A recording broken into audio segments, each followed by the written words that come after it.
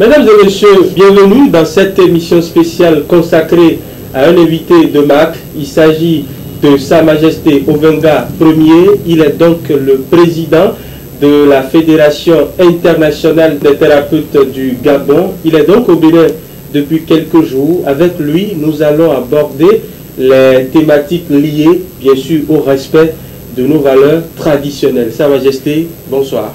Bonsoir. Alors, que représente selon vous le vaudou pour les Africains? Ben, le vaudou, comme le bouddhisme, c'est Dieu.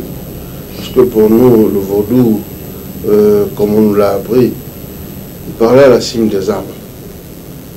Et au moment où il parlait à la cime des arbres, les gens ont eu peur. La voix était tellement grognante que nous avons supplié l'Éternel Dieu de pouvoir descendre. Et quand il a quitté la cime des arbres, il est descendu sur le tronc.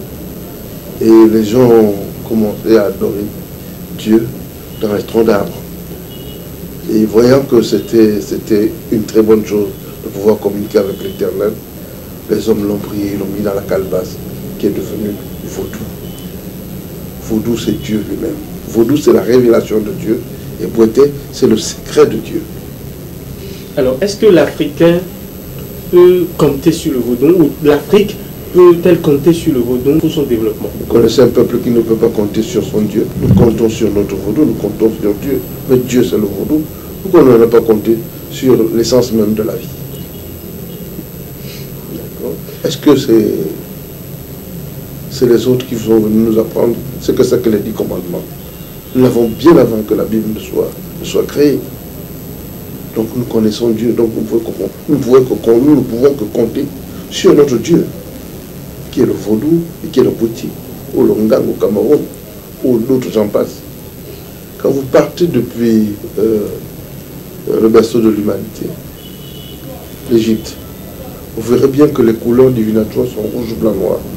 Et toutes les couleurs divinatoires d'Afrique, des forces mystiques, spirituelles mystiques, c'est rouge, blanc, noir. Mais le rouge, c'est quoi? C'est l'énergie.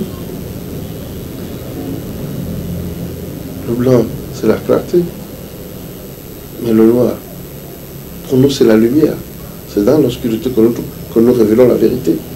Nous allons puiser la vérité dans l'obscurité que nous ramenons dans la lumière, dans la clarté.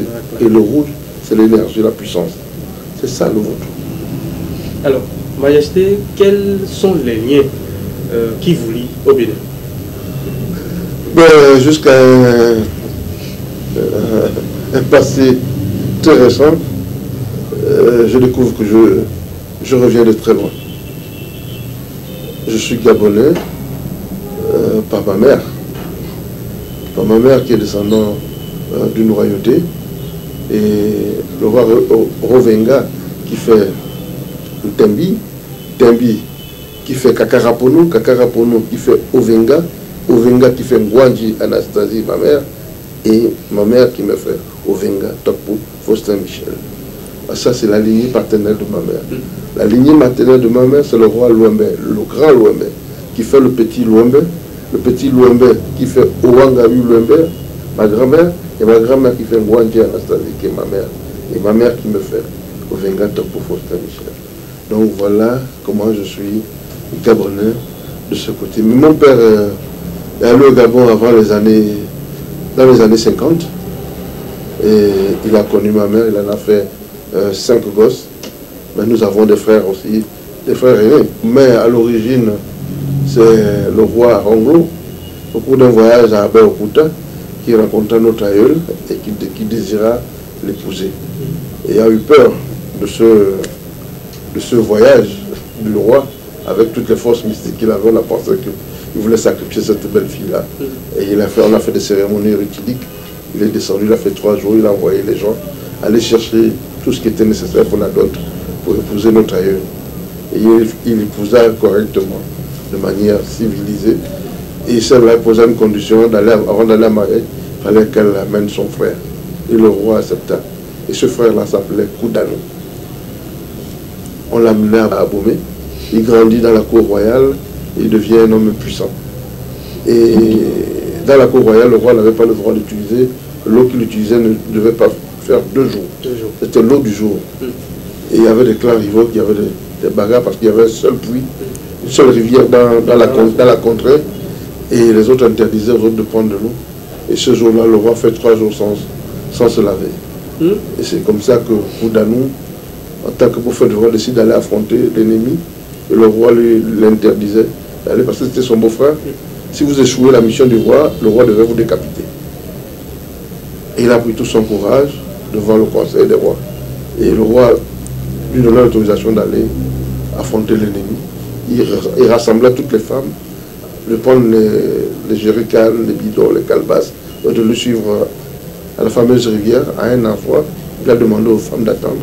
Il est allé affronter l'ennemi. Il lui a découpé la tête, un bras et une jambe. Il a jeté le corps sur le côté. Et il a autorisé aux femmes de prendre de l'eau. Il récupéra la tête, le bras et le corps. Se rendit chez le roi pour lui dire qu'à partir d'aujourd'hui, il avait l'eau qui était à sa disponibilité, à sa volonté. Et le roi lui demanda comment il avait fait. Il sortit la tête, le bras et la jambe devant le roi, systématiquement en le nommant ministre de l'agriculture, du commerce et chef militaire des Amazones. Et ce fameux Koudanou, qui est notre aïeul, a fait 143 gosses de son vivant.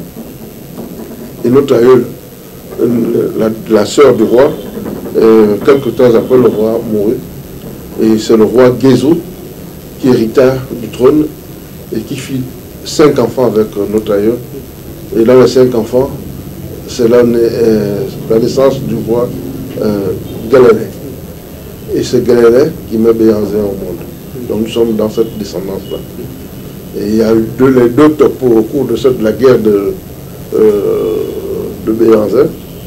Et tout le monde prenait la direction qu'il fallait parce que c'était avec des blancs. Et les deux frères Topo, les deux frères Koudanou se sont retrouvés à Topo parce qu'on avait changé le nom. Parce que le roi l'avait baptisé Topo, que l'eau était gratuite après son triomphe. Donc les deux frères se retrouvaient à Ouida. Et l'un décida de rester et l'autre alla construire une nouvelle ville au Togo qu'on appelle la Klakomoloko, qui est le nôtre aujourd'hui, où mon père est né et a grandi. La plupart des jeunes Africains, une bonne partie de la population, pensent que la solution à leurs problèmes vient de la croyance des autres. Est-ce que c'est possible? Vous ne pouvez pas vous identifier aux autres. Parce que pour appeler Dieu, il faut l'appeler dans sa langue vernaculaire. Parce que si vous l'appelez avec l'accent des autres, il se peut que vous appelez le diable.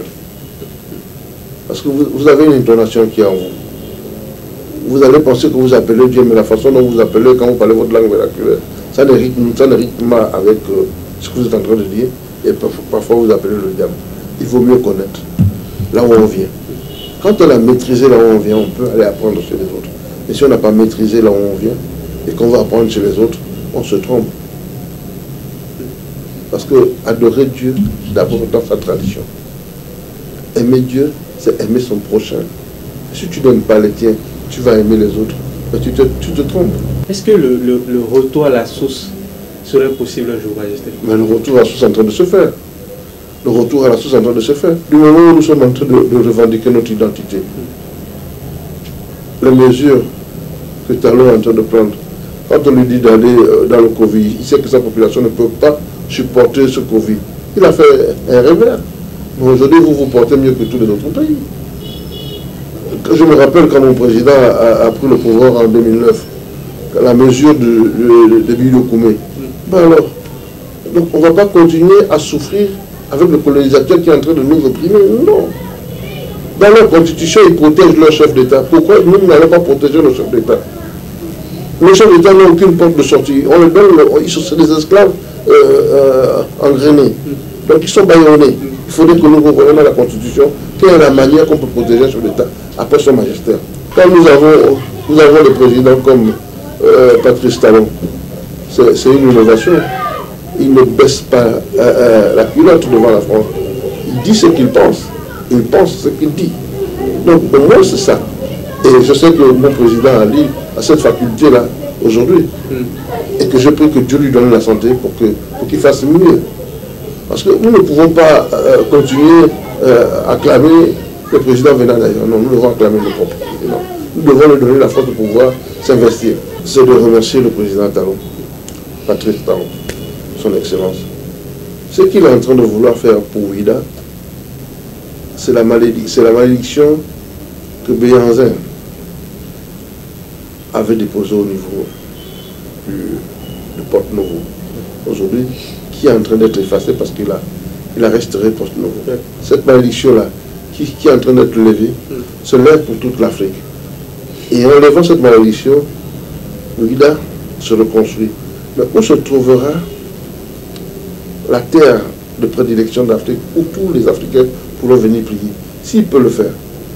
Les musulmans vont à la Mecque, les catholiques vont au Vatican, mais nous les Africains, nous souhaiterions venir à Ouida chaque année pour prier les dieux de nos ancêtres. Et à partir de là, le réveil de l'Afrique sera fixé. Que Dieu lui donne la force de pouvoir permettre de voir cette gloire, ce rayonnement se faire devant lui. Donc tout le monde ne peut pas l'apprécier à sa juste valeur. Donc c'est normal. Ils ont le droit de le critiquer, ils ont le droit de l'apprécier, mais lui, il devrait suivre son chemin, la mission que Dieu lui a octroyée pour le Bénin. Si Dieu ne lui a pas octroyé cette mission, il ne serait jamais président de la République. Le message est bien passé, mesdames et messieurs. Nous sommes donc au terme de cet entretien spécial. Nous avons reçu pour vous Sa Majesté Ovenga Ier. Il est donc le président de la Fédération internationale des thérapeutes du Gabon. Je le rappelle qu'il est donc au Bénin depuis quelques jours. À très bientôt pour un nouveau numéro.